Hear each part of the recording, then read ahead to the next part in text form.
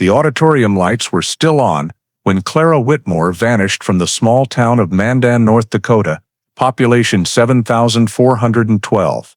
The Mandan High winter prom ended with a thick blizzard blanketing all of Morton County. At 11:04 p.m., Clara's classmate, Amy Larson, saw the 17-year-old in a pale blue dress and white wool coat step out into the parking lot, starting her old 1968 Ford Galaxie. Clara smiled, waved, and said she'd be home before midnight. Her friend stood under the awning, watching as the car's headlights faded into the blinding white snow on County Road 139. What happened in the next 56 minutes would haunt Mandan for half a century. Before diving into the story, don't forget to subscribe to the channel and hit the notification bell to stay updated on the latest cases. December 1971. Snow fell heavily, and Mandan was steeped in silence. The dim yellow streetlights were blurred by a cold fog, their glow mixing into a thick, milky white. Clara Whitmore, 17, left the winter prom at Mandan High, where music still echoed through the sealed windows. She wore a pale blue dress her mother had sewn, layered with a white wool coat, carefully pulling a knitted scarf over her head before stepping outside.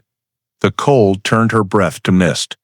In the parking lot, her 1968 Ford Galaxie was dusted with a thin layer of snow, its windows fogged with frost. Clara started the engine, letting it warm up, the radio softly playing an old Brenda Lee Christmas tune. A few classmates waved as she backed out, the tires squeaking lightly on the slick road. She chose County Road 139, a quiet route past Lake Patterson, heading toward her family's small home on the outskirts of Mandan. On the road, the wind howled, whipping snow against the windshield. Her tire tracks were quickly erased by the gusts. The weak yellow headlights cast a faint glow, reflecting off the snow in a blurry streak. A classmate, leaving the prom later, said they saw Clara's taillights at the curve by the lake. Then the light vanished, leaving only the white blur of the blizzard and the howling wind. At the small house on the outskirts, the wall clock ticked past midnight, and Clara still wasn't home. Her mother sat by the window, staring out at the pitch-black road where no headlights appeared. Her father bundled up and drove around the neighborhood, but saw only shimmering snow under his headlights, no fresh tire tracks. The air grew colder, the wind whistling through metal fences. When he returned, he stood by the phone, hands trembling from the cold. Near dawn, he picked up the receiver and called the local police station. His voice was hoarse from wind and worry. "My daughter hasn't come home." She drove past Patterson. On the other end, the dispatcher jotted down the details, asked a few brief questions, and promised to send a patrol to check the route. Outside, the snow kept falling, large flakes slowly burying everything. Somewhere between Mandan and Lake Patterson, Clara Whitmore's traces were already being covered. Her disappearance began that night, and no one expected it would become a case that lingered for half a century, haunting a seemingly peaceful land forever. As the first faint light broke through the snow-covered rooftops, an urgent search began. The Whitmore family's missing person report reached the station at 6:12 a.m., and minutes later, Sheriff Harold Danner left his home, throwing on a thick coat and calling the entire night patrol to the scene. Snow still fell heavily, thick enough to hide the steel fences around the school parking lot. Danner, a burly man with prematurely gray hair, stood before a map on the station wall, circling Clara's likely last route in red pen. County Road 139, winding along Lake Patterson, a spot often iced over in winter. 2 off-road vehicles, a patrol car, and a K-9 unit were dispatched immediately.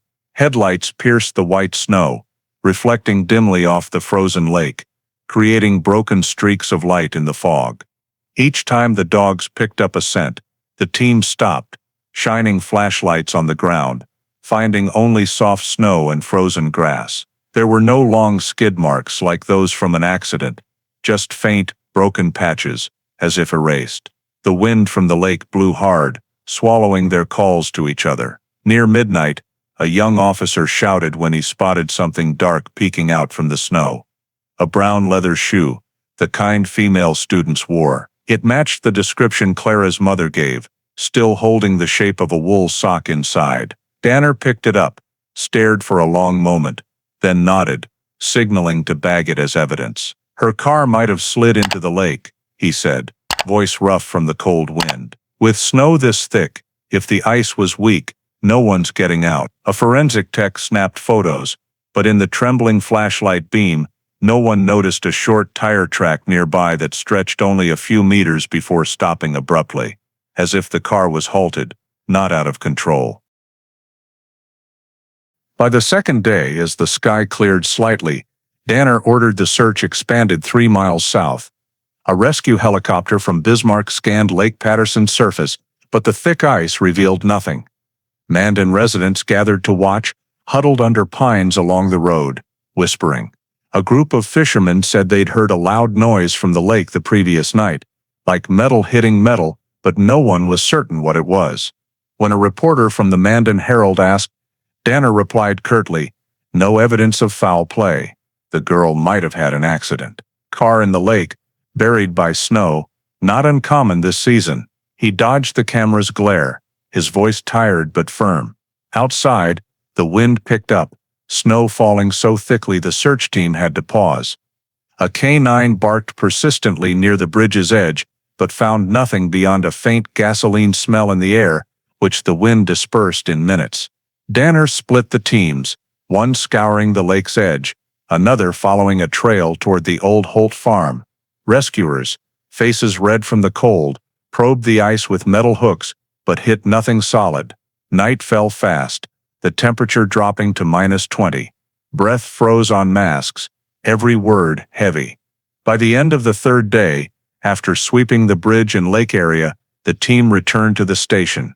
They found no sign of the car or any more of Clara's belongings beyond the shoe. The preliminary report read, "No vehicle located. Ice covers entire lake surface. Likely accident due to severe weather." When a reporter asked if Clara might have left Mandan, Danner replied, "Unlikely, but if the car sank, we won't see it until spring." He signed the report in black ink, folded it neatly, and placed it in a thin file labeled Clara Whitmore. Outside the window, snow fell again, large and slow, as if deliberately covering the traces of that night. The official search ended, with no new leads. In an internal log, a handwritten note read, "Case temporarily shifted to missing person investigation. Recommend follow-up when ice melts." No one at the station knew it would take nearly half a century for that recommendation to be acted upon. The morning after the search halted, the blizzard eased, and a gray sky revealed long, still clouds overhead. Marshal Keene, a 30-year-old criminal investigator with the Mandan police, was ordered to return to the Patterson Bridge to thoroughly recheck the scene before the case is temporarily closed. He arrived as the sun rose behind the pines, its weak light hitting the frozen lake. The area was silent, marked only by scattered boot prints from the prior search. Keene, in a thick coat, carried a small camera, a fuel gauge, and a notebook. He started at the north end of the bridge, where Clara's shoe was found. On the guardrail, the metal paint was chipped, but what caught his eye was a faded red streak on the inner side, too low for a car's impact. He scraped it lightly with a knife. The paint flaked off, sticky with an industrial resin smell. Keene bagged it, labeling it "Unknown Paint, does not match Ford Galaxie." A few meters away, the ice under the bridge had a faint oil sheen, shimmering in the sunlight. He collected a sample with a test tube, noting its darker hue than standard gasoline. Comparing it to the station's fuel samples, Keene wrote, "Two distinct fuel types, one from a V8 engine, one used in Plymouth service vehicles." He paused, scanning the area. The snow was thick, but wind-cleared patches revealed smooth ice, and from an angle, Keene saw faint, parallel curves, like tire tracks veering off, not aligned with the bridge's path. Under a thin snow layer, it seemed someone had tried to trample them away. He photographed every angle, then measured the distance between the oil patch and the shoe's location, just over 2 meters. If Clara's car went into the lake, Why no crash marks? No glass shards? No brake skids? It was as if the car stopped suddenly and vanished. Keene scribbled, possible collision, need to identify second vehicle. Back at the station, he submitted his preliminary report to Danner's desk. The sheriff read it, pausing at two distinct fuel types. "You sure about this?" he asked, voice even but firm. Keene nodded. "Lab tests show a clear difference. Could be a truck or a service vehicle." Danner cut him off. "Don't speculate. Snow, ice, oil, everything gets mixed up. We can't build a collision story without witnesses. The press is loud enough already." He drew a red line through Keene's conclusion, writing in the margin, "No evidence of second vehicle, likely victim's car lost control, slid into lake." Danner signed it, slid the file back.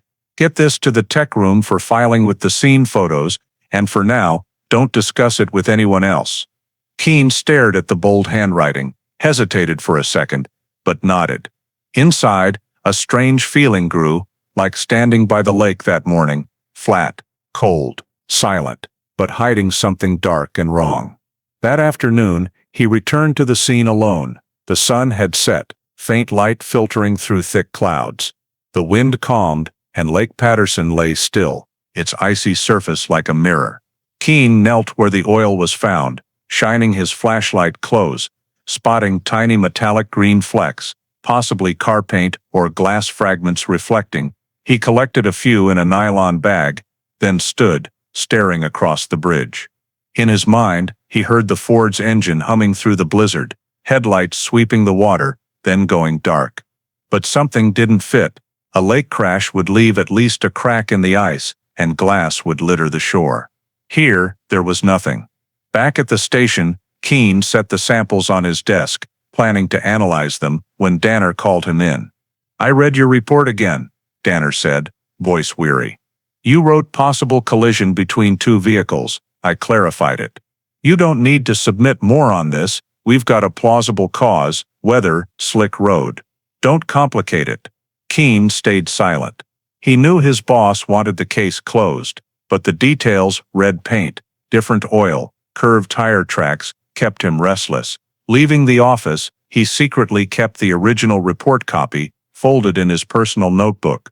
On the first page, he wrote in small print, "Evidence of second vehicle at Patterson Bridge. Unclear why ignored." Outside, the sky darkened, wind whistling over the lake, cold and persistent like a warning. 2 days after submitting the edited report, Marshal Keene couldn't shake what he'd seen at the Patterson Bridge. Everything was too neat, too by the book, to the point of being unnatural. He decided to revisit the residential area south of the lake to seek more witnesses, despite knowing the case was considered closed. That morning, the air was biting, frost coating his car's windows. The dirt road to the Hanley family farm was still dusted with snow. The farm's owner, a middle-aged man in an old cowboy hat, greeted Keene warily. When asked about the night Clara vanished, Hanley hesitated, then pointed toward the bridge. "I'm not certain, but around midnight, checking the horse barn, I saw red flashing lights on the bridge. Thought it was a rescue vehicle at first, but looking closer, it was a police car. It idled a few minutes, then stopped. I saw taillights back away, then everything went dark." Keene wrote down every word, heart racing. He asked why Hanley didn't report it. Hanley shrugged. "Thought they were working, didn't know about the missing girl. Next morning, I told the desk officer, but he just nodded, said we already know." Keene thanked him and drove back to town. On the way, he stopped at a small diner near the train station, where locals gathered. When he mentioned Clara Whitmore, an older woman, May Fisher, cut in. "I didn't see anything, but that night, I heard a strange noise. My house is less than a mile from the lake. The wind was up, but I clearly heard metal clanging, then something heavy hitting the water. Loud, drawn out." Keene pressed, "You sure it was December 11th? May nodded. "Yes, because I was up early next morning clearing snow, and it was still a whiteout. I remember clearly." He took her statement, got her address. But when he submitted it to the station, Danner skimmed it and set it aside. Rumors, he said. We can't rely on what people think they heard in a blizzard. But their accounts matched the timeline, Keene said quietly. One saw a police car, another heard a splash. Two independent statements. Danner looked up, a faint smile. You seem to forget who you work for, I said. The file's complete. We don't need this. He took a pen, crossed out the additional witness section. Keene stayed silent, tucking his notebook into his coat. As he left the office, he passed the desk officer, Malone, who avoided his gaze, muttering, best not mess with anything tied to that lake. The words sent a chill down Keene's spine. That evening, he stayed late, reviewing the radio logs from the night Clara disappeared. The recordings were stored on magnetic tapes, each covering 2 hours. Listening to the tape from that night, Keene noticed a timing gap between 11:10 p.m. and 11:16 p.m. There was a long silence, no signals, no reports.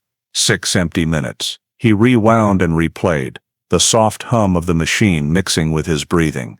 Those 6 minutes, if the witness was right, matched when the police car's lights were seen on the bridge. Keene checked the night shift log. Unit 7's patrol was assigned to Officer Frank Danner, the sheriff's son. In the routine check-in column, 11:05, 11:20 p.m. was crossed out and overwritten in different ink.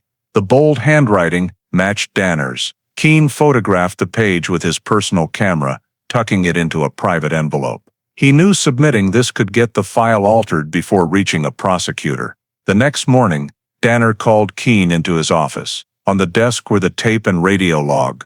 You looked at these? Danner asked, voice dry. I checked the data. 6 minutes are missing. Old machine, breaks often. I had it replaced. Don't worry about it. He leaned back, staring at Keene. You're smart, but sometimes too smart's not good. This case is closing. Focus elsewhere. Keene nodded but knew, stepping out. He'd entered a darker space, not just a girl's disappearance, but a web of deliberate gaps. In his notebook, he added in pencil.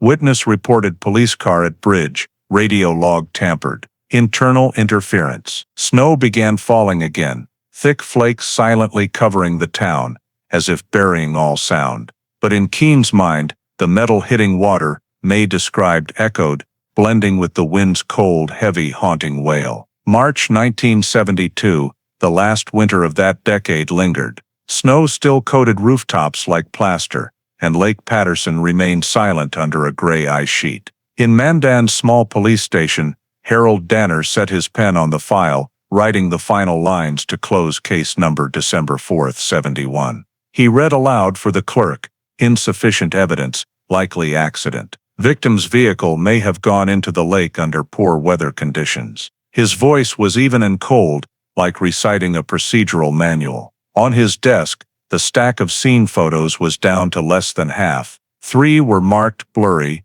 unfit for storage, and removed. The guardrail photo with the red paint streak was cropped at the corner, and the oil sample analysis was missing. When Keene asked, the clerk shrugged.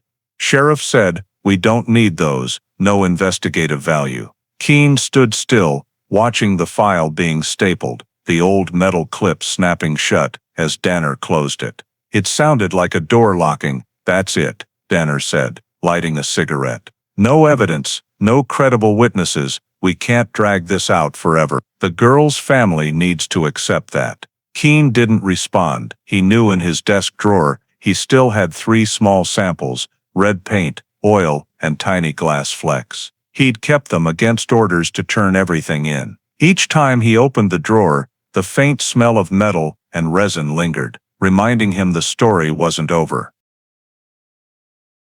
A week later, the Whitmore family was called to the station for the official report. Clara's mother, face gaunt from 3 sleepless months, held the notice in both hands, rereading the bold text, insufficient evidence, likely accident. She asked, voice trembling. If it was an accident, why haven't you found the car? Danner nodded slightly, speaking softly. When the ice melts in spring, we'll check again. For now, there's no other way. Her father, a railroad worker, stared silently at his calloused hands. As they left, Keene followed them to the hallway, catching Mrs. Whitmore. He whispered, "I'm sorry, there are things I can't explain now, but I won't forget this case." She looked at him, eyes red, nodded, and said nothing more. That afternoon, Danner held a brief meeting with the investigation team. He announced, "The Clara Whitmore case is deemed an accident due to weather conditions. All related personnel, complete your final reports by week's end. After that, the file will be archived." No one objected. The room was quiet, save for the soft hum of the heater. As everyone left, Keene lingered, staring at the wall map. County Road, 139, curved like a crack in the white landscape. He wrote in his personal journal, "We looked in the wrong place and were forced to stop. If the car's there, it was never meant to be found." That night, wind from Lake Patterson blew back toward town, carrying glinting ice particles like metal dust. Keene got home late, his small apartment filled only with the soft ticking of a clock. He opened his notebook, looking at photos taken with his own camera. In one, a flashlight beam hit the steel guardrail, the faint red streak peeking out like a half-stitched wound. He knew submitting it would get it destroyed, but keeping it felt like carrying a stone in his chest. In his last note that night, he wrote, "Nothing vanishes completely in the snow. It's just buried deep until someone dares to dig." At the station, Danner turned off his office light, locking the Clara Whitmore file in a metal cabinet with dozens of others. The cabinet door slammed shut in the empty room, sharp as a hammer sealing a verdict. Outside, Mandan's night was blanketed white, no trace left of the girl or her car. Only wind and snow kept falling, light and steady, as if finishing the job of hiding whatever remained of the case someone had chosen to forget. After the Clara Whitmore case was closed, the thin yellow file, labeled 7112-04, was sent to the basement of the Morton County Administrative Building, a storage space for hundreds of closed cases. Metal cabinets towered overhead, their faded, worn labels coated in the musty smell of old paper and dampness. When the archivist opened a drawer, he glanced briefly at the label. "Missing person, Whitmore, Clara, Dec.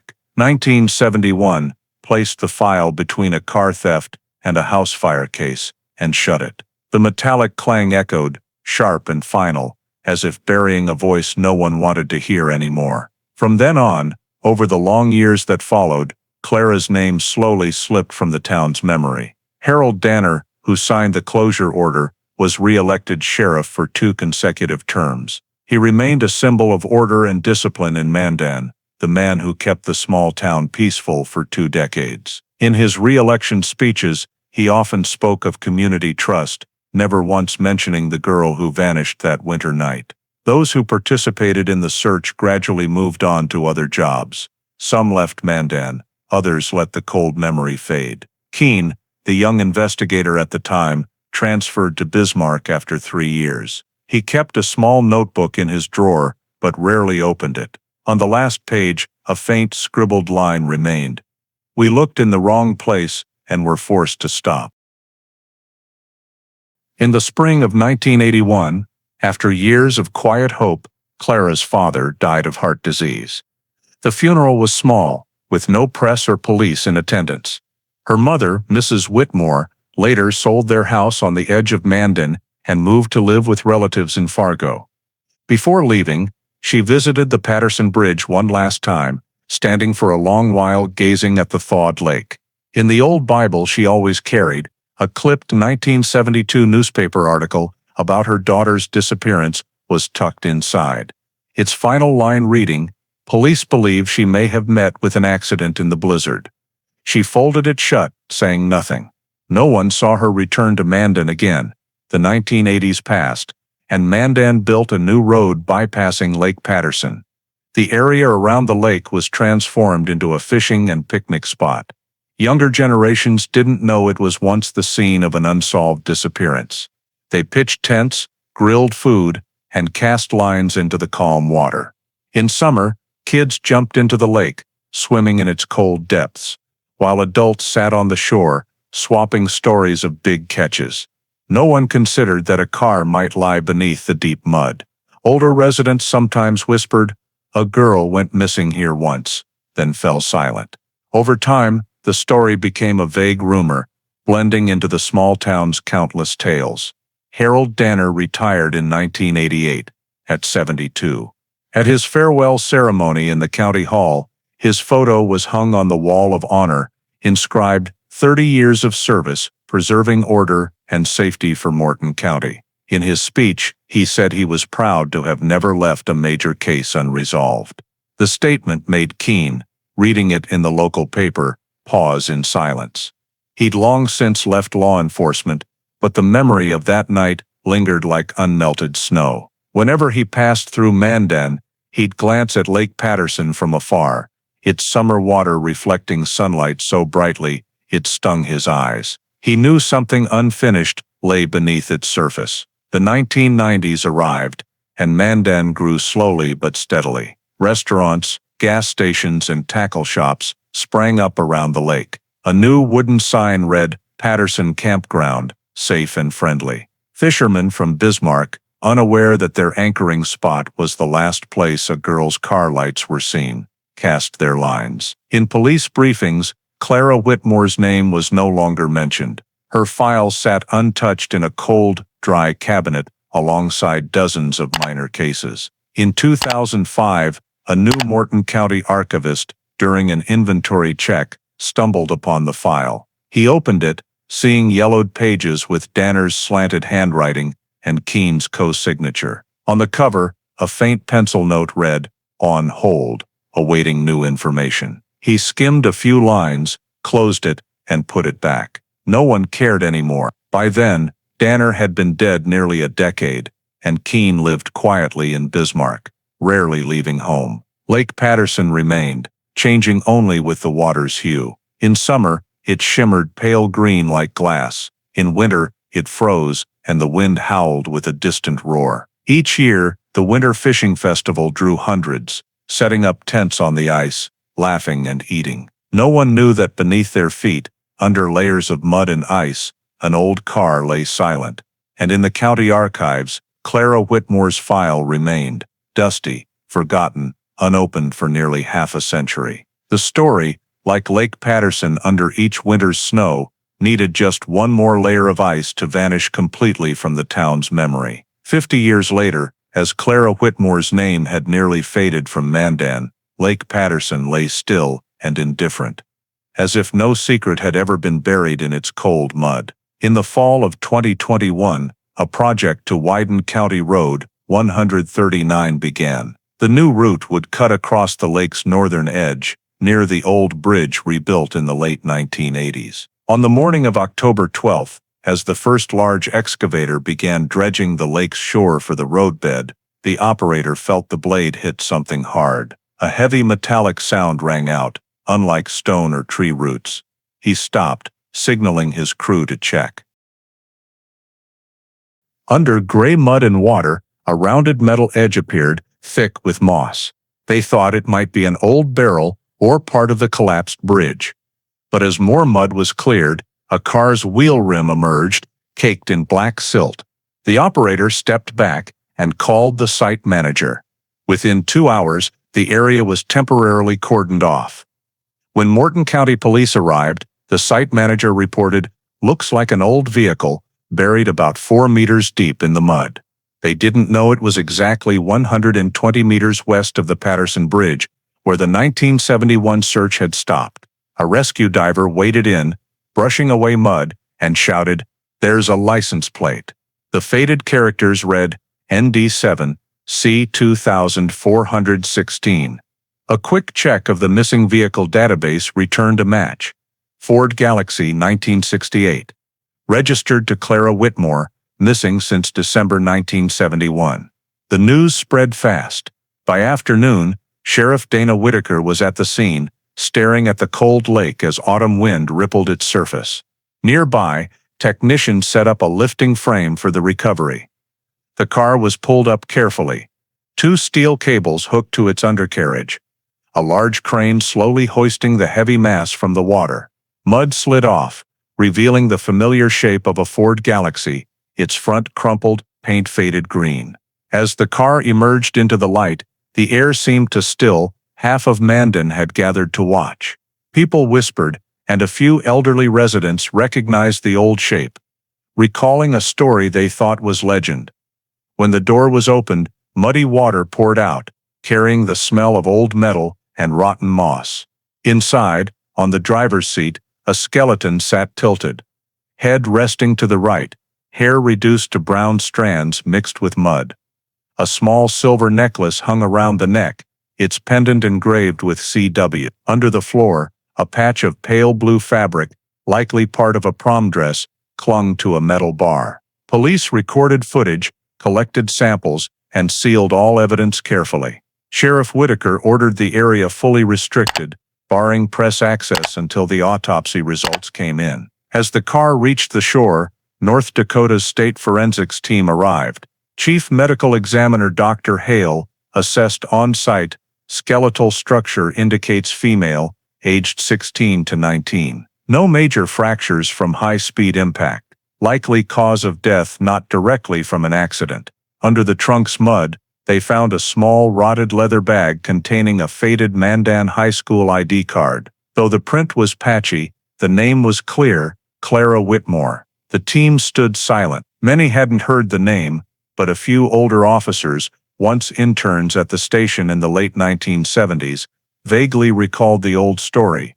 The girl lost in a snowy night, her car never found. One whispered, "So it was real, it was here all along." The examination took 2 days. They sifted through mud, recovering a button, hair strands, and a corroded photo frame. As the setting sun hit the car, an odd red sheen appeared on the faded paint, not the original color, but a streak along the right door. Sheriff Whitaker ordered it noted separately. She didn't know that, half a century earlier, a young investigator had written something similar in his notebook, only to have it struck out. News of the car's discovery spread across the state. Papers called it North Dakota's most shocking find of the year. Local TV stations sent reporters to Mandan. On air, images of the old Ford aired, black mud, steel cables, the silver necklace glinting under camera lights. The ticker read, "Car of teen missing since 1971 found in Lake Patterson after 50 years. That night, in the Morton County Police Station's meeting room, Sheriff Whitaker opened the old file, its dust caked from half a century. Inside, the yellowed pages bore Harold Danner's clear signature. The first page read, "Insufficient evidence, likely accident." She read slowly, then looked at new photos from the scene. The car showed no signs of a free fall, lying tilted as if pushed. She said, almost to herself, "This wasn't an accident." 2 weeks later, DNA results confirmed the remains matched a living relative of Clara's in Fargo. The police verified the victim's identity, Clara Whitmore. The 1971 missing person case was officially reopened. On the evening news, the anchor read slowly, "After 50 years, the remains of Mandan teen Clara Whitmore have been found. Police say the investigation will reopen to determine the cause of death." In her dimly lit office, Sheriff Whitaker stood before an old map. The yellow light illuminated faded ink lines. Next to the road curving around Lake Patterson, a small handwritten circle read, "P7, Night Patrol Point, December 11th.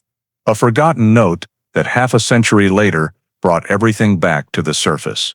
On Lake Patterson, ripples reflected the early autumn moon.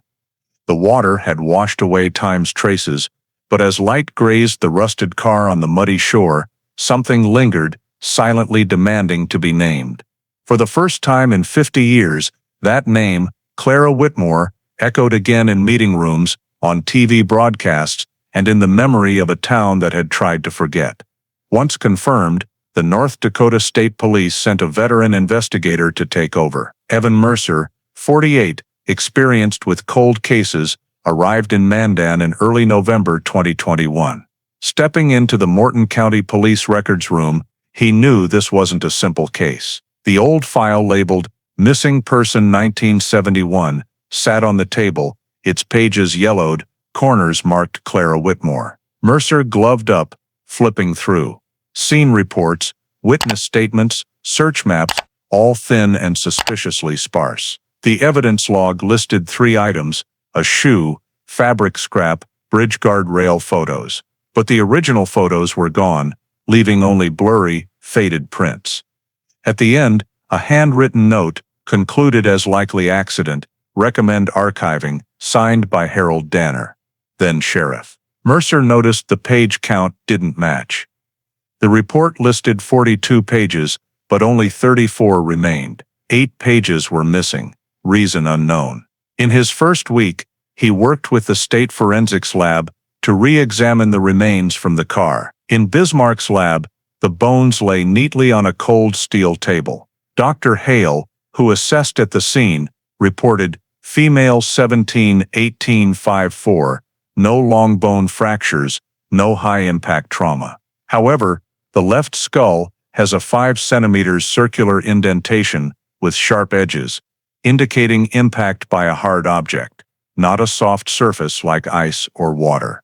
This injury was sufficient to cause immediate death. Mercer nodded silently. Hale's finding confirmed what many had avoided for half a century. Clara Whitmore didn't die in an accident. In his official report to Morton County, Mercer wrote, "Cause of death, skull trauma from a hard object. Inflicted before the car was submerged. No evidence of high-speed crash. Vehicle's angle and steering conditions suggest external force, likely pushed into the lake." That day, the state police issued a statement, "Clara Whitmore missing person case reopened. Cold case hash 711204. Objective, determine cause of death and identify involved individuals." The news spread quickly. Local papers called it the ghost returning from Lake Patterson. Mercer ignored the noise, focused on one question: why was the original file gutted, and who did it? The next morning, he visited the Morton County archives for backup copies. The manager, an older woman, shook her head. 1971 files, they've been here forever. No one's touched them. If anything's missing, probably from a prior audit. But checking the archive log, Mercer spotted an oddity. The file's entry was dated March 1972, signed by Danner, but a blue ink handwritten note was added later. Edited May 1973, HD. Those 2 initials stopped him. HD, Harold Danner. Mercer requested access to all Mandan station records from 1971, 1973. In the old records room, the smell of paper and mildew hung heavy. Cardboard boxes were stacked high, labels faded. Digging through, he found a red folder marked Internal Records, radio logs, containing the log from December 11, 1971. The first page read, Unit 7, Frank Danner. On patrol, 22 o'clock to 0 o'clock. Frank Danner, Harold's son, then a 21-year-old rookie officer. Mercer lingered on the name. Back at his office, he reopened Clara's file. In the evidence list, a faint, erased line read, Sample paint, red fragment. Below, in pencil. Transferred to Tech Lab. But the current evidence inventory listed no paint sample. He asked the archive tech, "Any evidence from the Whitmore case?" The tech checked and replied, "None. File says it was destroyed in a 1980 storage purge." Mercer pressed, "Is there a destruction record?" After a long search, the tech shook his head. Nothing. The deeper he dug, the more the file seemed deliberately hollowed out. Not only were 8 pages missing, but key details were erased or overwritten. A witness statement about metal hitting water was crossed out in red, with a note, "Unidentified sound source, dismissed." Mercer stared at the handwriting, slanted, decisive, much like Danner's signature. That afternoon, he drove to the Patterson Bridge. Late autumn wind carried a chill from the lake's clear water, reflecting a pale gray sky. He stood at the guardrail where the red paint was once found. Below, old steel showed rust spots. Mercer pictured 1971, a car stopping in the snowy night, headlights on the ice, then a metallic crash. He didn't know exactly what happened, but instinct told him the man who wrote insufficient evidence wasn't just wrong, he meant to bury it. That night, in a small rented room in central Mandan, Mercer opened his laptop, typing the first lines of a preliminary report. 1971 file shows signs of tampering, physical evidence missing. Lost pages include scene reports, evidence lists, and witness statements. Recommend retrieving internal logs of Sheriff Harold Danner and personnel records of Frank Danner. He saved the file, glancing out the window. Streetlights reflected on misty air. The small town was as calm as it was half a century ago, but in Lake Patterson, pieces of the past were rising. For Mercer, the investigation was just beginning. A week later, as Mandan dipped into early winter's chill, the North Dakota State Forensics Lab sent results from the 1968 Ford Galaxie. The report was stamped high match, the highest confidence level. Its conclusion stunned Mercer. The red paint on the car door wasn't Clara's, matching 99.8% with crimson enamel number 47. Used exclusively on 1970 Plymouth Fury police vehicles. He reread it, a chill running down his spine. The strange red paint, Marshall Keene noted in 1971, now had an answer, opening a new path in the investigation. He printed the results, clipped them to the new file, and requested a list of all Mandan service vehicles from 1970, 1972. Dozens of entries appeared on an old spreadsheet: ID numbers, plates, manufacturing years, assigned drivers. At entry 27, Mercer paused. Vehicle 27, Plymouth Fury 1970, crimson red, registered to Sheriff Harold Danner. The maintenance note read, repainted right side, December 1971. It felt like the first piece clicking perfectly into a gap someone had tried to conceal. Mercer jotted it down in his notebook, then requested maintenance records from the county garage. 3 days later, an elderly manager, Brody, handed him a photocopied invoice. Brake pad replacement, right side dent repair, door panel repainted. Dated December 15, 1971. 4 days after Clara's disappearance. Signed by Frank Danner, rookie officer, son of Harold Danner. Mercer stared at the signature, neat and disturbingly familiar. He recalled the handwritten note in the file. Unidentified sound source, dismissed. The same slanted script, the same family, a closed circle. He called the forensics tech, requesting analysis of restored 1971 scene photos from the archives. The old negatives were blurry, but when digitally enhanced, a faint shape appeared in the far right of a Patterson Bridge guardrail shot, a low, long vehicle with round headlights, matching a Plymouth Fury's profile. Mercer requested contrast enhancement. Under the light noise, a reflective badge seemed to read police. He sat in silence for a long time. That single detail overturned the entire 1972 conclusion. The car didn't vanish without reason. It was stopped, collided with, and someone ensured every trace of that collision disappeared with the snow. That afternoon, Mercer visited Mandan's old vehicle storage, where decommissioned service vehicles were kept. He didn't expect much. Most old cars were scrapped, but the young keeper, after checking the records, said, Vehicle 27 was retired in 1980, but we still have its frame, used as a training model for the police academy. They led him to a back warehouse. There, in a dim corner, the dusty frame of an old Plymouth Fury sat, license plate rusted, but a large dent on the right door frame, patched with mismatched paint, was still visible. Mercer knelt, tapping the patch lightly. The paint flaked, revealing the old red underneath, exactly crimson enamel number 47. He collected a new paint sample and sent it to the lab to compare with the one from Clara's car. 2 days later, the results came back, same paint type, same composition, likely from the same vehicle, over 99% probability. The forensic report was stamped in red. Mercer wrote 4 words in his notebook. It's the same car. That evening, back at his rental, he opened his laptop, pulling up the old photos. On the screen was the 1971 Patterson Bridge image, angled, with thick snow on the guardrail. Under the light, the faint shadow of that other car became clearer, like a memory washed by water, but not erased. Mercer placed 2 photos side by side, one of the car's shadow at the scene, the other of the old frame in storage, same shape, Same dent on the right side. Everything matched perfectly. The next morning, he met Sheriff Dana Whitaker. On her desk, he laid a thick stack of documents.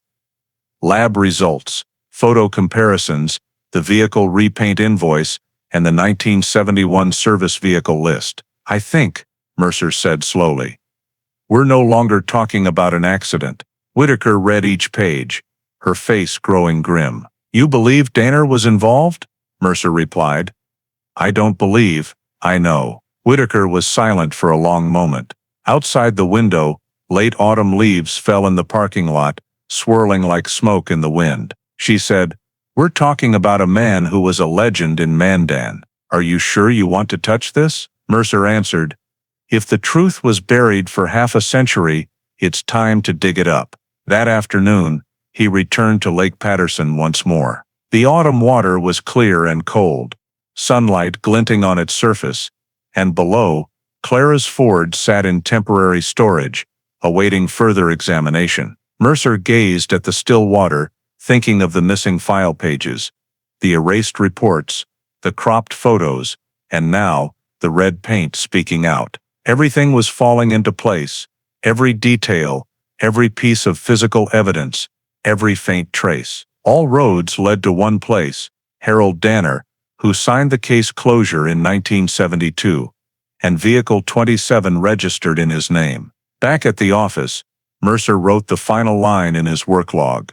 "The truth doesn't vanish, it just changes color, and sometimes, a single paint streak holds all the darkness." Evan Mercer knew that with physical evidence in hand, he next needed the words of someone who was there, someone who could confirm what had been buried. Among the old Mandan police personnel files he retrieved, one name stood out, Marshal Keene, the first investigator at the Clara Whitmore scene. He left the force in 1975 and moved to Bismarck. Now Keene was 80 years old. Mercer found his address on an old retirement form. The small yellow house sat at the end of a tree-lined road, secluded from the city center. When Mercer knocked, a thin, white-haired man answered, leaning on a cane, eyes still sharp. "Who are you?" His voice raspy but firm. Mercer showed his badge, State Investigator, North Dakota. "I want to talk about the 1971 disappearance, Clara Whitmore." The name made Keene freeze for a few seconds. He turned, inviting Mercer inside. "I thought no one cared about that anymore," he said slowly. In the small living room, the walls were lined with black and white photos, young Keene in a police uniform, standing by an old patrol car. Mercer opened his notebook, placing a new photo of the recovered Ford Galaxie on the table. Keene stared at it, then exhaled. They finally found it. Mercer asked about the night of the disappearance, what he remembered. Keene sipped tea, hands trembling slightly. "I was sent to survey the Patterson Bridge the next morning. Snow was thick, brutally cold. I found the red paint, I remember. I wrote in my report, possible collision. But when I submitted it, Danner told me to drop that detail, said there was no evidence. Later, I suggested sweeping the lake for another week, because I believed the car hadn't gone far, maybe near the shore. Danner looked at me and said, 'No need to waste more time. That's enough.'" Mercer jotted down every word. "Did you think he knew more than he let on?" he asked. Keene gave a faint smile. Danner was smart and careful. He knew which reports to file, which to bury. That night, I heard his son Frank was on Unit 7, Patrol Car 27. After the incident, that car was repainted, but no one asked why. I asked Malone, the radio operator, and he just said, "The sheriff handled it. Stay out." Mercer pulled out a photocopy from the archives, the patrol map from December 11, 1971. The yellowed paper showed shaky green ink lines, but near the Patterson Bridge, a circled mark read P7. He asked, "Do you remember this symbol?" Keene leaned in, then nodded.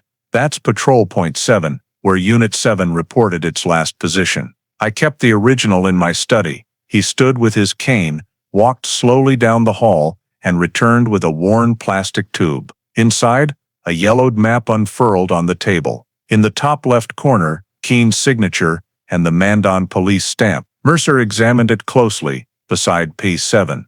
A faint pencil note read, Unit 7 reported stop. 2310. He pointed to it. Who wrote this? Keene squinted. Me. I wrote it after hearing Malone report a radio signal gap. When I submitted this, Danner told me to cut it. Said no need to log technical glitches. I kept the original, just to remember. The room fell quiet. Wind outside stirred the curtains, dim light falling on Keene's aged face. I've lived with this my whole life, he said. I thought maybe I was too suspicious. But when I heard you pulled the car up, I knew I wasn't wrong. Mercer asked, do you think Danner or his son were at the scene that night? Keene looked out the window, the afternoon sky turning gray. I don't think, I know. I just had no way to prove it. Danner had too much influence. I was a low-level investigator who'd listened to me. Mercer paused, then showed the old scene photo recently enhanced by the tech lab. The faint shadow of a Plymouth Fury by the bridge guardrail. Keene's hand tightened. That's it, he said softly. Patrol car 27. I remember the dent on the right, same side as the girl's car impact. Danner told me it was damaged chasing a suspect, but there was no record of any such case. He leaned back, weary but relieved. You know, for years I dreamed of that bridge. In the dreams, I'm kneeling on the ice, and there's light under the water. When I wake, I always wondered if I'd stayed a few more days, kept searching, things might have been different. Mercer closed his notebook, standing. You've helped a lot, Marshal. Maybe this time we'll finish it. Keene gave a faint smile. I don't need closure, just the truth spoken. Before Mercer left, Keene pulled an old envelope from a drawer and handed it over. I've kept this for half a century. It's a copy of my first report, the one Danner edited. You'll see the difference. Mercer took the envelope, feeling the brittle paper ready to crumble. On the drive back to Mandan, he opened it. As Keene said, a crossed-out line read, possible collision with second vehicle, red. Below was M. Keene's signature, and over it, a black ink strike with HD, written atop. As night fell, Mercer stopped by Lake Patterson. The wind blew hard, waves lapping the shore, the smell of cold water filling the car. He looked where the lights glinted, imagining that 1971 night, a police car stopping in the snow, flashing lights on the ice, then silence. Under that winter sky, Harold Danner might have watched the Ford Galaxie pushed into the lake, already crafting the conclusion the town believed for 50 years, insufficient evidence. Mercer said softly, almost to himself, there's enough now, Danner, just no one looked. Across the shore, a house's light flickered on the water, trembling like an unfinished sentence. 3 days after meeting Marshal Keene, as Mercer sorted the case file, another name surfaced in the old Mandan police contact log, Jerry Folds, a tow truck driver contracted by the police through the 1970s. A brief note read, contacted night of December 11, 71, patrol car stuck near Patterson Bridge. No one followed up. Mercer tracked the old address to a small garage in Bismarck's outskirts, now a farm equipment repair shop. The elderly owner, hair white, was Jerry, his rusted sign still up. Folds Towing Service, since 1965. When Mercer introduced himself, Jerry paused, wiped his hands on an oily rag, and nodded him inside. The air smelled of grease and old metal. I figured you're here for that 71 case, he said, voice raspy, but steady. Been years, no one's mentioned it. Thought everyone wanted it forgotten. Mercer opened his notebook. Gently, I just want to hear it from you. Everything you remember. Jerry sat on an iron chair, looking out the shop's door where afternoon light streamed in. That night, snow was heavy. I remember because it was near Christmas, and I just towed a car stuck on Highway 6. Around midnight, I got home, and the phone rang. It was someone from Mandan Station, deep voice, probably Sheriff Danner. He said quick, Folds need you to tow a car stuck near Patterson. Come alone, no radio. I asked what car, he said one of ours. That's it. Mercer wrote fast, asking what time did you get there? Jerry gave a tired laugh. Don't ask for exact time, but I arrived with snow still falling, wind strong. I saw the police car at the bridge's head. No lights on, I aimed my headlights, saw Danner standing outside, thick coat, face half covered by a scarf. A younger guy was with him, probably Frank, his son. The car's rear wheels were stuck at the embankment, tires spinning on ice. I hooked the tow, asked what happened. Danner just said, "Slid, no big deal." Mercer looked up. "Anything unusual?" Jerry paused long. "When I hooked up, I glanced at the lake. There was a dark streak on the ice, long, like oil." I asked. He said another patrol car was here, spilled gas. I towed it up, took about 10 minutes. As I was packing up, Danner came close, pulled out his wallet, counted cash to pay me, no receipt. I said, "I need to log this." He looked at me, said, "Leave it, no need," and folds, "Don't tell anyone."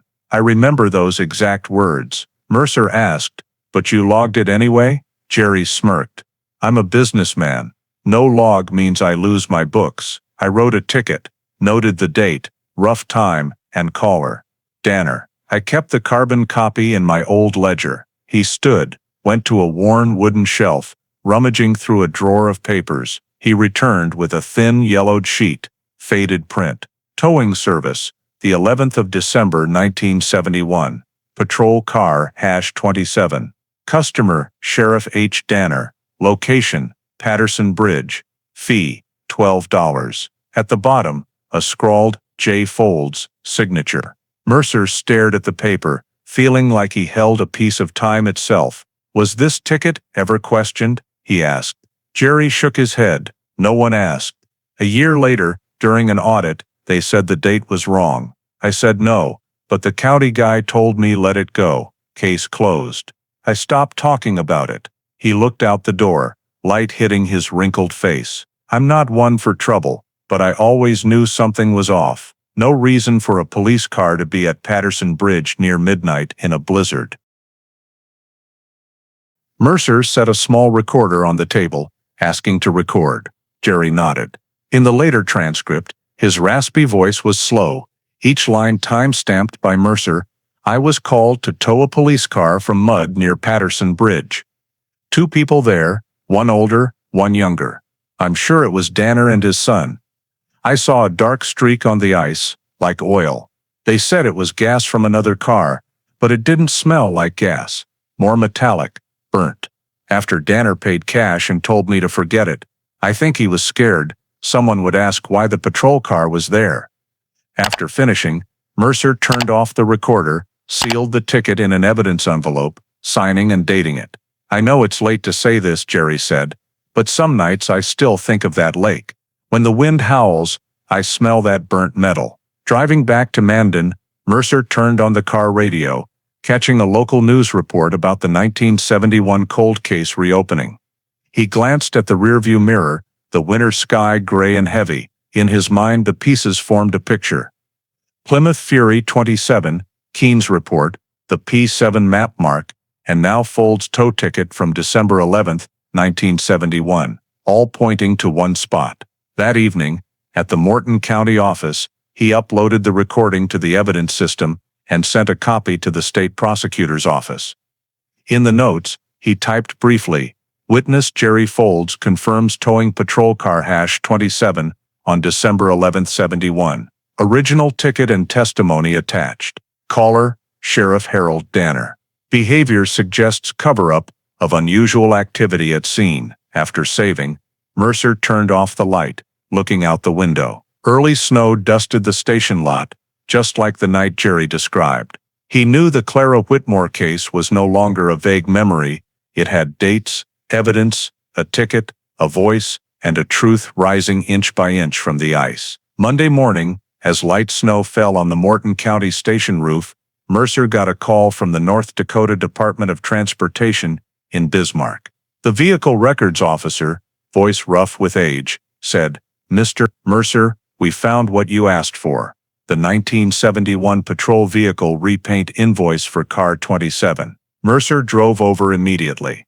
In the department's archives, metal cabinets stretched like a maze, smelling of old paper and machine oil. The officer pulled a thin folder labeled Fleet Maintenance Records, Mandan County Vehicles 1971. Wearing gloves, he flipped to a page for Mercer. Near the end, a handwritten line stopped him. Vehicle #27, Plymouth Fury 1970. Repaint right panel December 17, 1971. Signed H. Danner. Below the painter's note read, minor dent, scratched paint on right side, replaced with crimson enamel 47, 36-hour dry time. Mercer stood silent for a moment. The pieces were clicking together. He requested a certified copy, then asked, "Why is this still here?" The officer shrugged. "We keep all service vehicle repair records on microfilm for insurance disputes. Most never get looked at." Leaving the building, Mercer stood in the cold wind, staring at the leaden clouds. That invoice, with Fold's tow ticket, formed a complete timeline. December 11th, patrol car 27 stuck near Patterson Bridge. December 17th, its right side repainted. No coincidence. Back at the office, he printed enlarged copies of both documents, pinning them beside the 1971 scene photo. The red paint streak on Clara's car door aligned perfectly with the right panel of the police Plymouth Fury.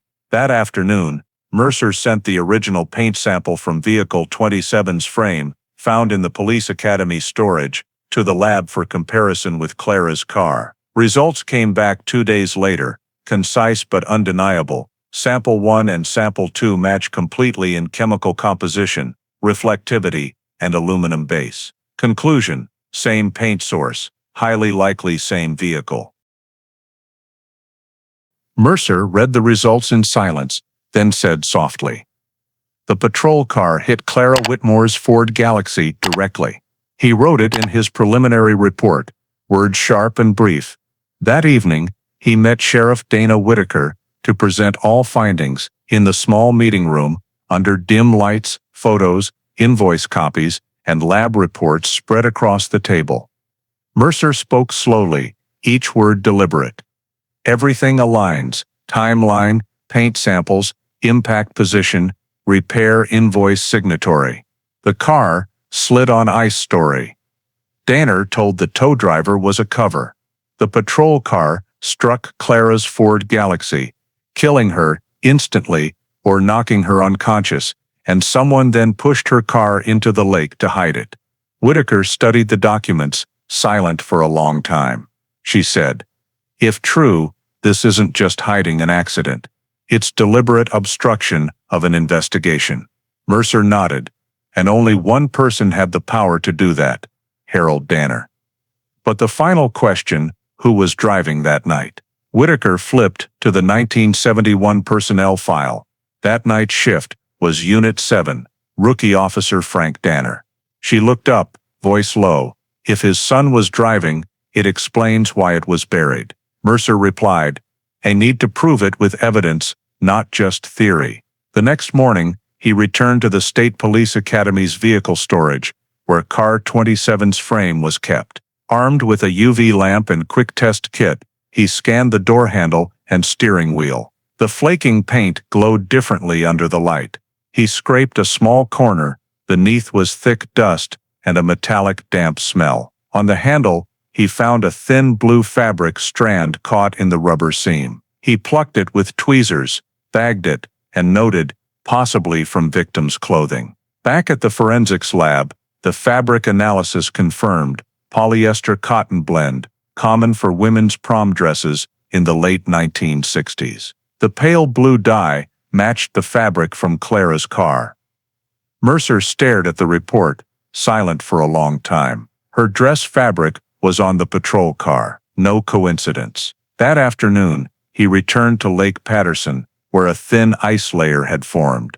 The lake was flat, reflecting a dull white sky. Mercer stood at the bridge guardrail, wind cutting through his coat, the smell of old snow and metal mixing. He pictured that 1971 night, the Ford skidding, the Plymouth Fury stopping, their headlights crossing on the ice. Maybe Harold Danner was in the passenger seat, Frank, the 21-year-old, at the wheel. Maybe the girl was stopped, a brief exchange, then an accident, or something more than an accident. Back at the office, Mercer laid out all the evidence on the table: the vehicle repaint invoice, the tow ticket, the P7 patrol map, and the matching paint analysis report. Together, They formed a seamless chain stretching from the night of December 11, 1971, to December 2021. 50 years, just for the smallest details to speak. He opened his notebook, writing the final line for the prosecutor's report.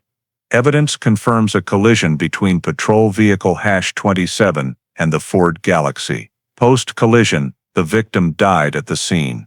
The vehicle was pushed into the lake to conceal the incident. Now, we must identify the driver at the time. He set the pen down, closing the file. Outside, wind howled through bare trees. Above Mandan's gray sky, clouds hung low, almost touching the ground. Mercer knew only one piece remained. The driver that night, the one who made Clara vanish for half a century. And every trace was now pointing directly to a name Mandan never dared utter. With all physical evidence pointing to Sheriff Danner's Plymouth Fury, Mercer knew he needed something undeniable, biological evidence. Scientific proof was the only thing strong enough to pierce the dust of time and old power networks. And it might be somewhere in the victim's car itself. During the second examination of the Ford Galaxie, the forensics team had collected small unanalyzed samples, including dried skin tissue stuck to the steering wheel and inner door handle. Initially, it was assumed to be Clara's, but Mercer requested a retest using modern methods, YS-char DNA analysis, which could identify male traces even if heavily degraded. On a winter morning, the state lab in Fargo was cold and quiet. Dr. Hale stood beside Mercer as the evidence box was opened. Under pale blue light, the old Ford steering wheel lay on a stainless steel tray, wrapped in cloudy plastic, still caked with mud and black rust. Hale used tweezers to lift a tiny, nearly invisible brown speck of dried tissue. He said, "If we're lucky, we'll get a few intact DNA strands." "The lake water likely destroyed most of it," Mercer replied softly. "We'll try." The results took nearly 2 weeks. While waiting, Mercer gathered Frank Danner's personnel file, the rookie officer from 1971, at 21. Frank had been handpicked by his father, the sheriff, for the training program, joining night patrols. After Clara's disappearance, he left the force, working as a mechanic at a repair shop, then living quietly on Mandan's outskirts. His file noted briefly, "No violations, resigned April 1972, reason, personal." Another handwritten note read, "Recommend against reappointment, H.D. Harold Danner's own signature." Mercer reread it, sensing the cold caution in every stroke. Mid-December, the test results arrived. The thin report, just a few pages, but the first line made Mercer stand up. Sample 04B contains male YSTR DNA. Compared to a reference sample from civil records, Danner family, Mandan area, it matches 99.7% with Frank Danner, son of former Sheriff Harold Danner. Mercer set the report down, silent for a moment. No longer speculation, no longer just physical clues. This was direct biological evidence that Frank Danner had been in Clara's car, either as the collider or the one who drove it after her death. He called Sheriff Whitaker, voice steady but slow. "We have Frank Danner's DNA on the steering wheel. Near perfect match." A pause on the line, then she replied, "You sure it's not cross-contaminated?" Mercer answered, "Forensics tested twice. No margin of error, no doubt left." That afternoon, Whitaker called an urgent meeting with the state prosecutor's office. As the report was presented, the room's air grew thick, as if everyone held their breath. A young prosecutor stood, voice slightly shaky, reading the conclusion aloud. "Male DNA from the Danner lineage, 99.7% match. This is evidence of Frank Danner's presence in the victim's vehicle at or after the time of death." The room fell silent. The heater's hum pulsed like a distant heartbeat in the quiet. No one spoke, but all understood, after half a century, the Danner name was back at the center of the case. Whitaker looked at Mercer, her gaze resolute.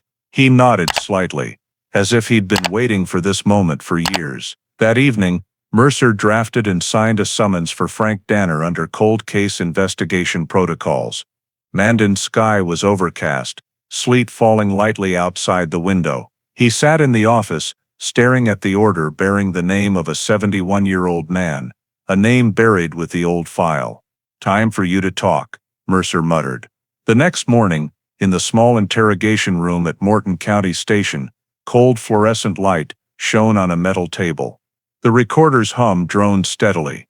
Frank Danner sat across from Mercer, aged hands clasped tightly. In a gray wool coat, shoulders hunched, his eyes avoided contact. At 71, Frank still carried a rugged stoicism, but his voice trembled faintly, whether from age or something heavier within. Mercer let the silence linger, then spoke calmly. "Mr. Danner, let's be clear. On the night of December 11, 1971, you were on duty at the station, correct?" Frank looked up, nodding slowly. "Yes. Night shift. 10 to midnight. I didn't leave the station. Anything else you're just guessing." Mercer placed a paper envelope on the table, sliding it open to reveal the DNA report. "The problem is," he said softly, "your DNA was found on Clara Whitmore's steering wheel. Tested twice, 99.7% match." Frank's brow furrowed, lips tightening, no reaction. Mercer continued, "The steering wheel of a 17-year-old girl's car found in Lake Patterson. You say you were at the station. So why is your DNA in her car?" Frank's eyes flickered with a vacant look, like someone roused from a long dream. He stayed silent so long Mercer thought he wouldn't answer. Then, finally he spoke, voice weary. "I didn't hurt her. I just helped my father clean up." Mercer leaned forward. "Clean up how?" Frank stared at his hands, knuckles trembling. "She wanted to report my father," he said slowly. "She came to the station, said something about mishandled fine money, someone taking cash off the books. My father told me to talk to her, scare her into going home. But she wasn't afraid. She said she'd write to the paper." Mercer scribbled every word. "And then what happened?" Frank swallowed hard, voice lowering. "That night my father told me to drive the patrol car to check Patterson Bridge, said there was a report of a stalled car. I went with him. When we got there, we saw her Ford Galaxie stopped by the guardrail. She was inside, door open, radio still on. My father went to talk to her. I stood outside. I didn't hear what they said. Then, I saw him yank the door, and she fell toward the steering wheel. That's it. I heard metal hit. Her head struck something." Mercer paused his pen, locking eyes with him. "You say you didn't hurt her, but you helped hide the body." Frank nodded, gaze distant. "My father panicked. He said it was an accident, that she fell and hit her head. He told me to get in the patrol car, hook a tow line to the Ford's front. I still remember the chain clinking on metal. Then he said, 'Push it. Let the water do the rest.' I didn't ask, just followed. I was young, and it was my father's order." The room's air grew heavy. Mercer flipped the transcript page, asking, "Did you go back to the scene after road?" Frank shook his head slightly. "No. The next morning, he told me to take the car for repair, repaint the right side. I did exactly that. It all happened like nothing ever did. He told me to forget, and I did, until you pulled that car up." He leaned back, drawing a long breath, then said softly, almost to himself, "For half a century, I've heard it every night. The sound of metal hitting water. I couldn't forget." Mercer looked at him, voice steady and low. "You know what you just said, Frank? You've confirmed that Harold Danner directly tampered with the scene, and you helped him conceal it." Frank stayed silent, hands gripping his thighs. "I just followed," he whispered. "I didn't think he meant to kill her. I believed him. He said it was an accident, but then he told me to destroy reports, change shift logs. From then, I knew there was no going back." Mercer turned off the recorder, letting silence flood the room. Then he said, "I need you to sign this statement. It'll go to the state prosecutor." Frank gave a dry chuckle. "After all these years, you think I have anything left to lose?" He took the pen, signing with a shaky hand. "Just don't let this become a circus in the papers. He saved a lot of people, you know." Mercer nodded, gathering the file. As he stood, Frank added, voice so soft, It nearly blended with the wind howling outside the hall. "I don't think she deserved to die. She just trusted the wrong person." Outside the room, Mercer stood in the long hallway, holding the transcript. He knew this confession was the critical piece, confirmation that Clara Whitmore's case wasn't just an accident, but a deliberate chain of actions to cover a misdeed and protect a reputation. A sheriff had turned his son into an accomplice, and an entire town lived for half a century under his lie. That evening in the office, Mercer replayed the recording. Frank's voice came through slowly. "She wanted to report my father. I just helped him clean up." The words echoed like hammer strikes in the air. At the tape's end, after a long silence, Frank's heavy breath preceded a short sentence. "Some things, the longer you keep silent, the heavier they get." Mercer sat long by the window.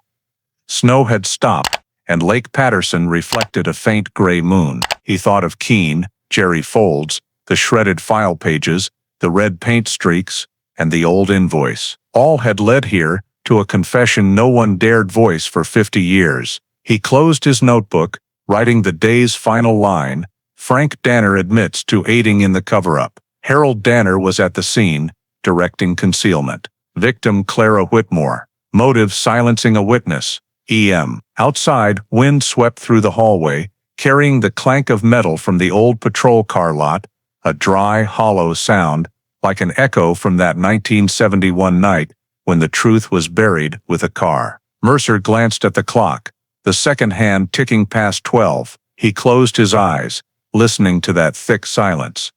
The kind heavy as ice, where he knew something still remained unsaid. Frank Danner had confessed, but direct evidence of Harold Danner's presence that night was still only testimony. To close the case, he needed something irrefutable. The next morning, as faint sunlight cut through fog, Mercer drove to Bismarck, to the North Dakota State Tech Lab. On the passenger seat was a sealed box, the original radio tape from December 11, 1971, recovered from the old archives. The plastic case was worn, its green ink label nearly faded, barely legible. Mandan PD night log, December 11, 1971. He entered the gray brick building housing thousands of police radio tapes from decades past. The restoration tech, Wyatt Greer, met him at the door, eyeing the evidence like an artifact. "We might recover 60% of the data if we're lucky," Greer said, voice even and cautious. "But the gap may not be clear." Mercer nodded, placing the box on a cold metal table. "I just need one moment, the missing 6 minutes." After 2 days of continuous work, Greer called Mercer back to the lab. On the table, the old tape had been digitized, displayed on a computer screen as gray-green sound waves. "We recovered the full window from 2255 to 2325, Greer said, voice tinged with excitement and tension. He dragged the cursor to a red-marked section, the half-century-old signal gap. "Here," he said, "the blank between 2310 and 2316 you mentioned. At 2311, a weak signal starts." Greer hit play. Static crackled first, like wind from a distant world. Then, amid hissing and pops, a man's voice emerged, faint and distorted. "Unit 7, problem near Patterson." Mercer froze. The short, raspy phrase was clear. Greer rewound, filtered noise, and boosted mid-frequencies. The voice played again, sharper, a deep tone with a slight southern drawl, trailing at the end. Greer paused the tape, saying softly, "This is from the patrol car's mic." After that, the signal cuts out. But there's one more brief segment. He pressed play again. Wind howled through the speaker, mixed with a metallic clang, a heavy thud, then a brief engine roar, followed by silence. 5 seconds later, only static remained. The room went quiet. Mercer stared at the screen, goosebumps rising. "Can you isolate that voice? Identify the speaker?" Greer nodded. "We compared it to a 1970 training tape of Sheriff Harold Danner. It matches 94.6% in rhythm and vocal spectrum. By forensic audio standards, that's a high-confidence match, almost certainly the same person." Mercer sat still. He replayed the tape once more. That voice, raspy, cold, decisive. Unit 7, problem near Patterson. Right after, the wind, then the metal clang, like the sound of a collision. Then silence. No response from dispatch. No 10-4 confirmation. Just a 10-second void, erased from history, for half a century. Greer turned off the audio, saying, "If this is right, it's proof." Harold Danner was directly at the scene, not just his son. Mercer nodded, eyes fixed on the screen. He knew this didn't clear Frank Danner. It added depth. Showing both father and son were there together, the night Clara died. "I need an official copy and the audio analysis," he said. Greer printed the report, pages dense with frequency graphs. At the end, the conclusion read, "Voice identified as Harold Danner. Sounds of metal impact and engine surge detected at timestamp 23 hours, 12 minutes and 8 seconds. That afternoon, Mercer brought the results to the state prosecutor's office. In the meeting room, yellow light fell on thick stacks of photos and documents. He played the tape, letting everyone hear it fully. The short voice, the impact, then silence. When it stopped, no one spoke for a few seconds. Finally, the lead prosecutor said, "If that's Danner's voice, he didn't just cover it up. He was there when it happened." Mercer replied, "Exactly." And with Frank's statement, we have the timeline, 2310, car #27 stops at point P7, Patterson Bridge. 2311, Danner radios. 2312, impact sound. 2317, signal lost. An assistant prosecutor asked, "Any proof Frank was in the car too?" Mercer pulled out the DNA report. Frank's DNA is in Clara's car. 2 Danners, 1 patrol car, 1 Ford Galaxie, pushed into the lake. He spoke slowly, voice low. That night wasn't just an accident, it was a controlled event. The next day, Mercer returned to Lake Patterson. Snow fell lightly, cold wind stinging his face. He carried the recorder, playing the tape again in the open air. As the metal clang sounded through the speaker, it blended with the wind whistling past the bridge guardrail, an echo from afar. He closed his eyes, picturing it, Harold Danner at the wheel, Frank beside him, red lights flashing on the ice. Clara in the Ford ahead, pale blue dress, headlights cutting through snow, then a crash. Everything swallowed by the wind. Mercer wrote in his notebook, pen strokes firm, 2311, Harold Danner radios. Confirms his presence at the scene. Metal impact sound aligns with estimated collision time. This is the moment Clara Whitmore vanished. Back in his car, night had fallen. In the rearview mirror, Lake Patterson lay still, cloaked in thin fog, like a giant glass reflecting his headlights. Mercer sat for a long moment, then said to himself, "That voice." It finally revealed itself. 3 days later, the restored tape report was formally submitted to the state prosecutor. The final conclusion read clearly, "Radio audio confirms Harold Danner's presence at Patterson Bridge on the night of December 11, 1971. Voice matches his sample. Mechanical impact sound identified at 2312, corresponding to the victim's estimated time of death." Mercer reread each word, signing at the bottom. In the quiet room, the pen scratch on paper sounded sharp, like a beat of time closing. But to him, this wasn't the end. Just the first minute of justice after 50 years swallowed by silence and snow. 2 weeks after the tape's restoration and confirmation, Mercer received a call from the state prosecutor's office on a frigid Tuesday morning. "The warrant for Danner's house search is approved," the prosecutor said curtly. "You have 48 hours to execute." Mercer replied with a single "understood," then stood watching thick snow blanket the station steps. North Dakota's sky was heavy, lead gray, just like the file pages he was about to close. Frank Danner's house sat isolated on Mandan's west edge, near an old pine forest. A 2-story wooden house, paint faded, roof sagging under snow. When the investigation team arrived, Frank was waiting at the door, hands raised, no resistance. Mercer read the warrant, search of the entire premises, including basement and shed, for documents, photos, or evidence related to the Clara Whitmore case, December 11, 1971. Frank only nodded, eyes weary. I've stayed silent long enough. Find what you need. The house was cold, almost soundless. The ground floor was sparse, with a few old Danner family photos. Harold in his sheriff's uniform, young Frank beside the red Plymouth Fury. The basement opened via a creaky wooden staircase. A musty smell rose, mixed with dried gasoline. Mercer swept his flashlight across a corner, landing on an old metal cabinet, its lock rusted. He pried it open, revealing a mess of folders, notebooks, and unlabeled photos. Among them, a small black leather notebook, its cover, cracked, caught the light. Mercer opened it. The first line, in bold, slanted black ink, was familiar. HD December 1971. Below were short entries, mixed with numbers, like a duty log.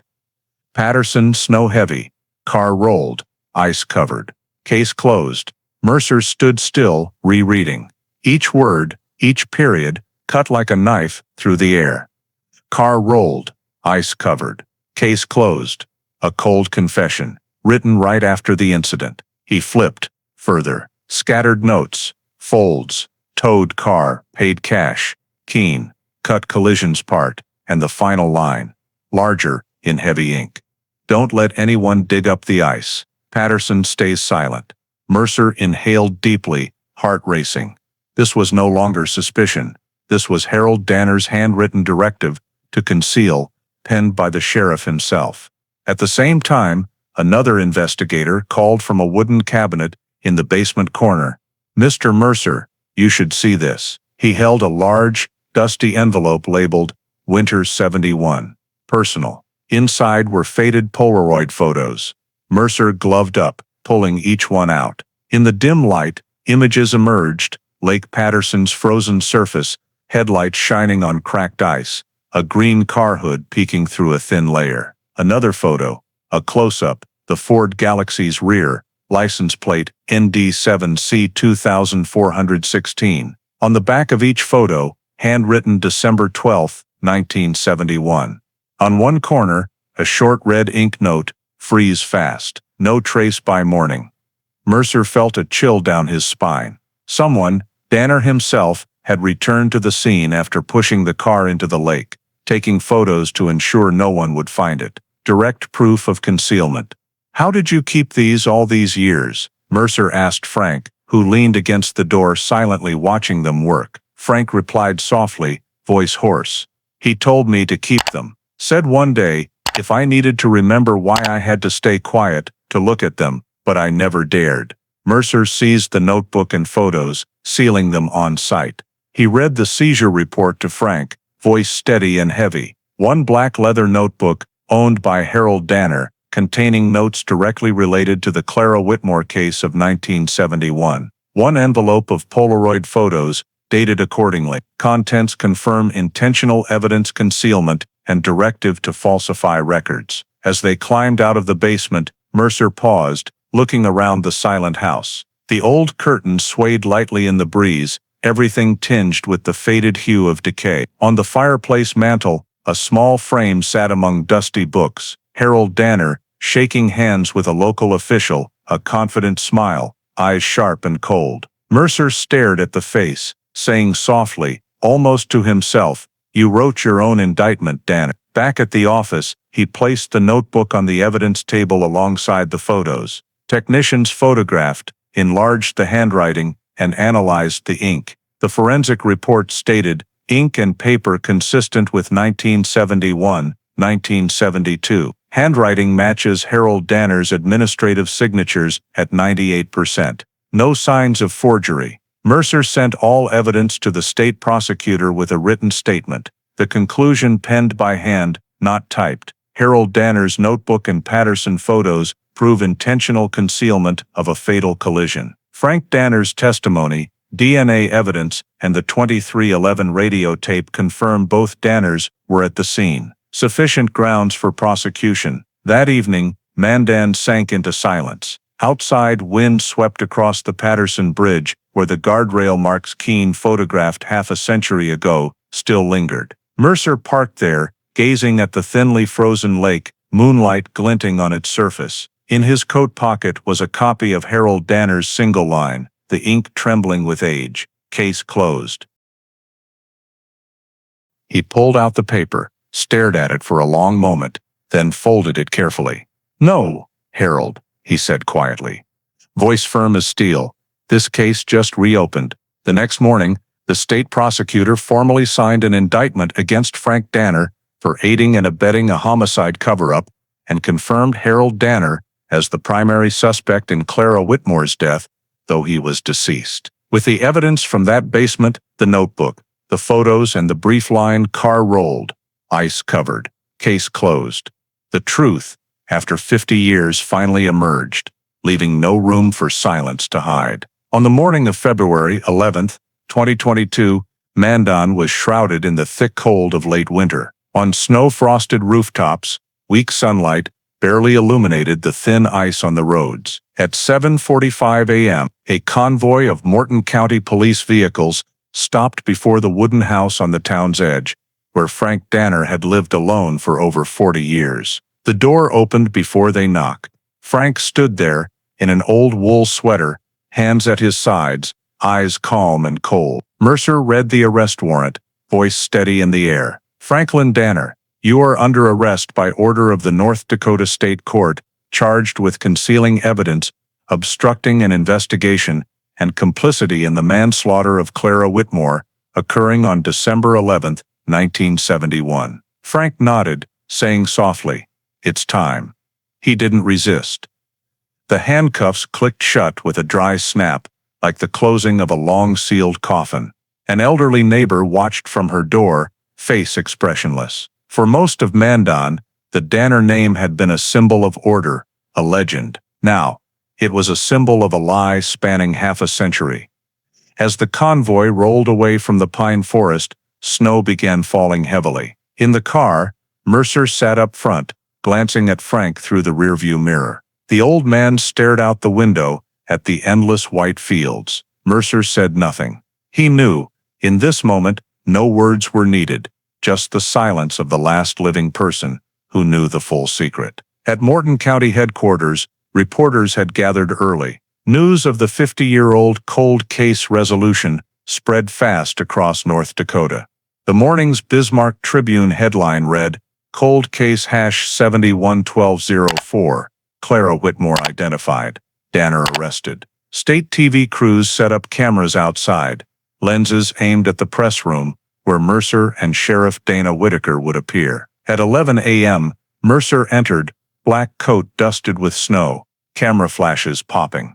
He placed the thick file on the podium and spoke slowly, voice warm but firm. "This morning, the North Dakota State Investigation Team arrested Frank Danner, 71, on charges of concealment and complicity in the Clara Whitmore case. A disappearance opened in December 1971. This is the longest-running cold case in Morton County history to be solved." He paused, eyes scanning the packed room. "We know this community has lived with questions for 50 years. Today, we can say the answers have been found." Whitaker followed, summarizing the investigation. Clara's 1968 Ford Galaxie, recovered from Lake Patterson. Physical evidence matching the Plymouth Fury hash, 20 by Harold Danner, Frank Danner's DNA found in the victim's car, the notebook and Polaroid photos from the Danner basement, proving concealment and directives to falsify records. When a reporter asked, "Is there direct evidence Harold Danner committed murder?" Mercer answered clearly, "Harold Danner is deceased, but we have sufficient evidence to identify him as the primary person responsible for Clara Whitmore's death." Frank Danner, his son, admitted to helping his father dispose of the car and erase scene evidence. In Danner's notebook he wrote, "Car rolled, ice covered, case closed." He closed the case with his own hand. The room buzzed. A young reporter stood, asking, "After all these years, why was the truth found now?" Mercer replied, gaze distant, "Because the truth doesn't vanish. It just sleeps, waiting for someone to dare wake it." That line later appeared verbatim on the front pages of many papers. The truth, only sleeps. It never disappears. That afternoon, the press conference video spread across social media and national news. Networks called it the Mandan miracle for the patience and precision in reopening a case dormant for half a century. Hundreds of calls and emails flooded the station. Former Mandan residents shared faint memories of that snowy 1971 night, many crying as Clara's youthful photo appeared on screens. Meanwhile, Frank Danner faced a preliminary hearing. In the small courtroom, he stood before the wooden bench, hands trembling, face gaunt. When the judge read the charges, Frank said only, "I understand." Reporters crowded outside, lenses aimed at the heavy door. A CBS North Dakota reporter whispered, "A family that was once the law, now called to answer to justice." Mercer left the courthouse, stepping into the snowy wind. He saw Keene, now 80, standing by the fence, in a thick coat, leaning on his cane, eyes distant.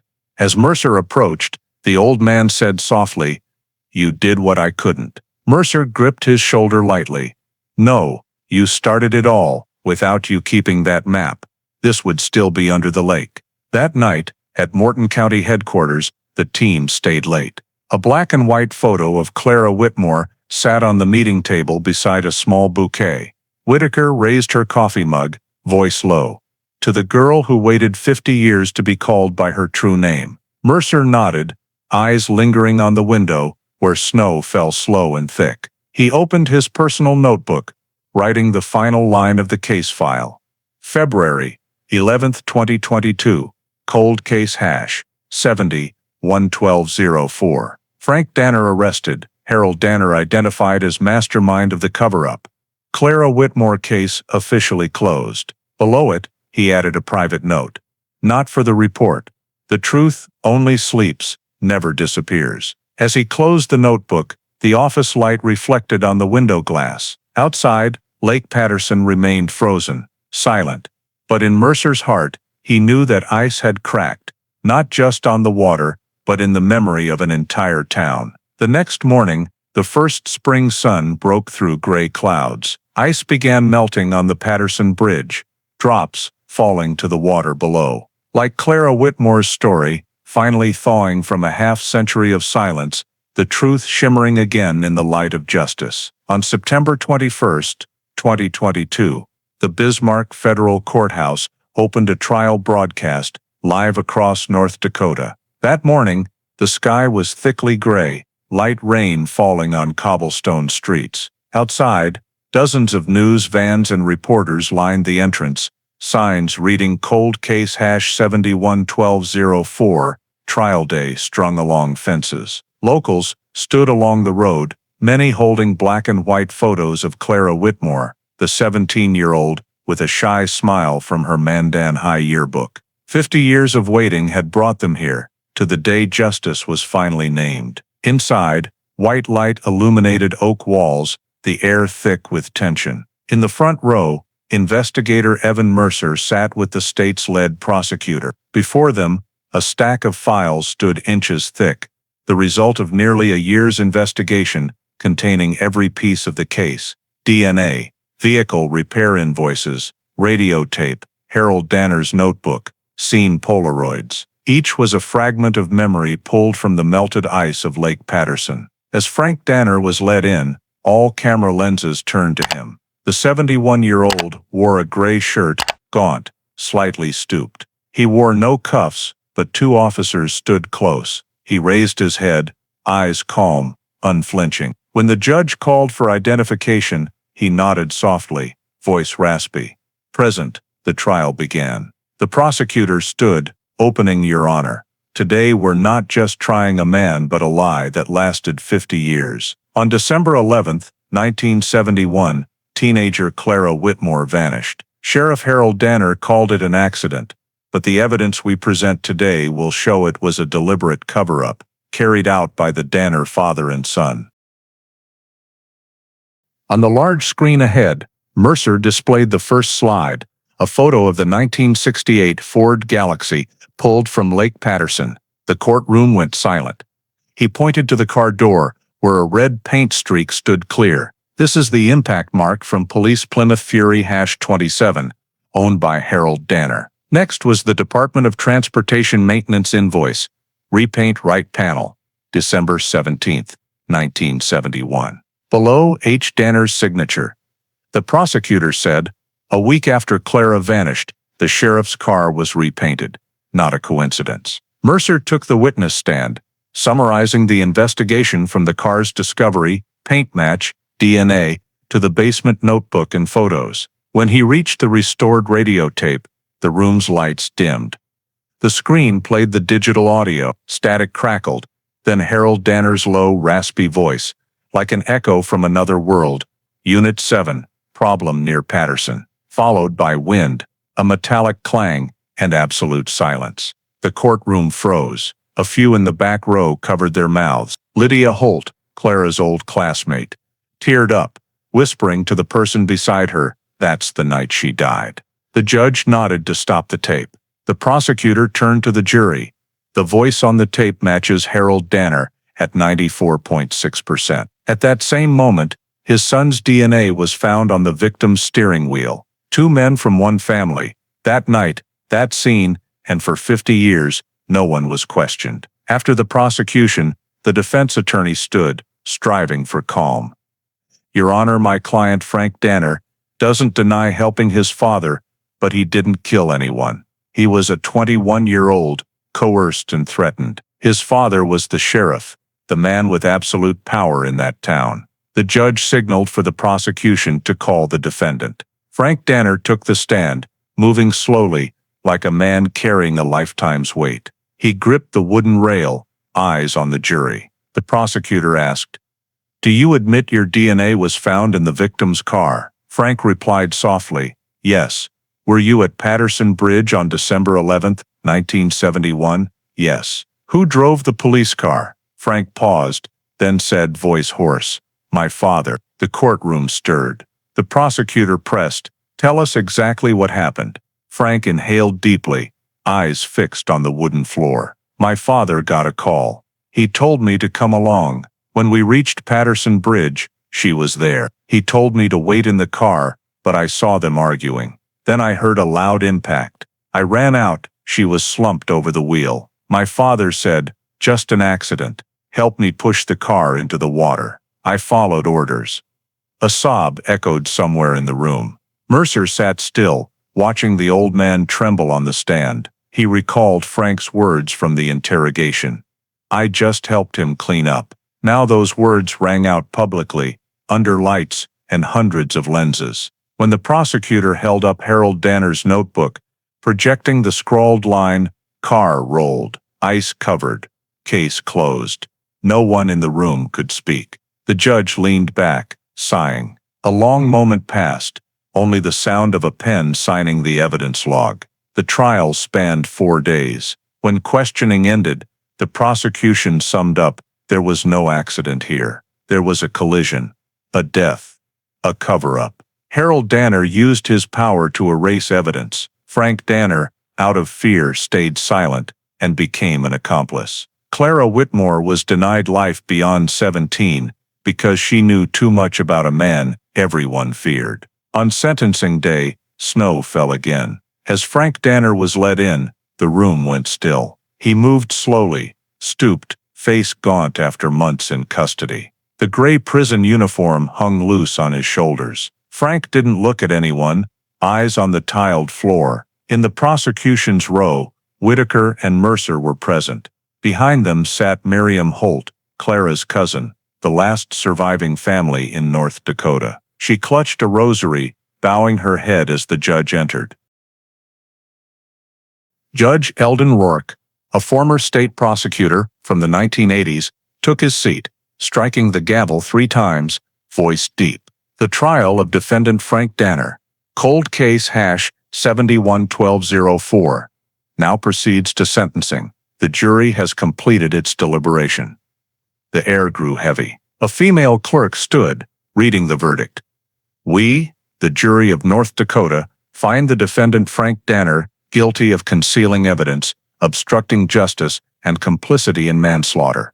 Vote 11 in favor, 1 against." A murmur rippled through the room. Frank sat motionless, unblinking. Mercer bowed his head, exhaling softly. He'd heard countless verdicts, but none felt this heavy, because he knew today's justice had no true recipient. The real culprit was dead, and the man before the court bore only his father's shadow. Judge Rourke called for standing to hear the sentence. He looked at Frank, voice stern yet measured.